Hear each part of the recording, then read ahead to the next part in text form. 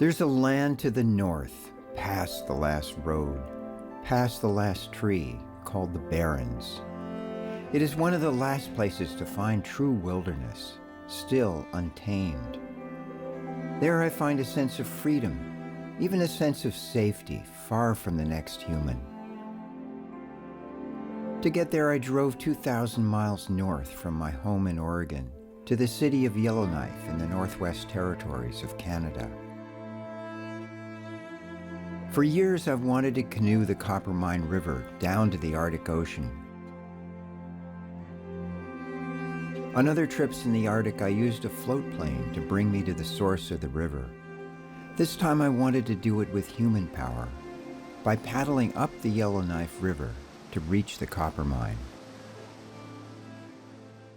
I spent months in preparation. I used a folding canoe so I could pack it up and return on a commercial flight. I outfitted it with spray deck and packed food for 2 months. I wanted to travel alone because I wanted to connect with the land and my own inner being, rather than a traveling companion. My time in the wild is sacred time, and I want to fully honor that process. This is not the first solo journey. There have been others. Canoe trips, sailing trips, and backpack trips. Each one has led me a step closer to understanding who I am and my place in the universe. I'm comfortable with river travel, but had never tried going upstream before. There were over 80 portages, each requiring 4 trips to carry my boat, food, and gear. That works out to 8 miles of walking for each mile-long portage. Weight was critical. Finally, it was time to test it all out on a local river.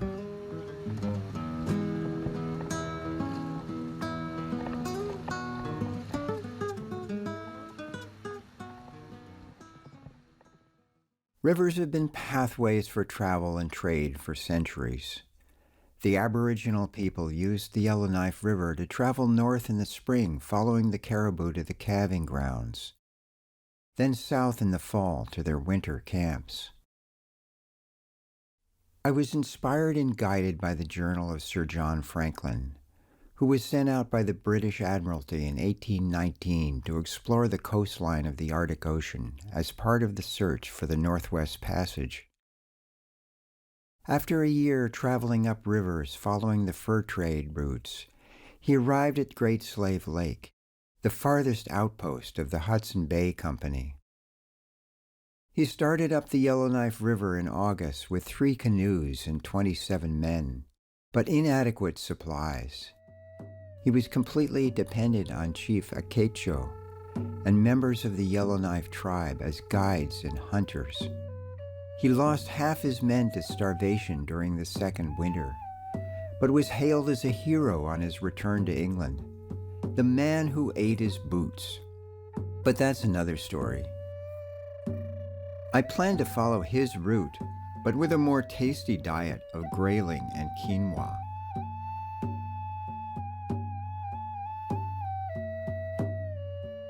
Before leaving the city of Yellowknife, I sought out an elder of the Yellowknife tribe, Fred Sangre.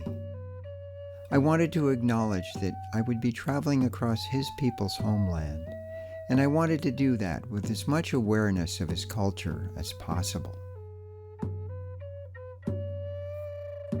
We talked about my route and his life living on the land, hunting and trapping. I asked him how he honors the land as he travels, and he said he lights a ceremonial fire separate from the cooking fire and offers tobacco. In meeting him, I felt like I had met a kindred spirit and would be welcomed on the land.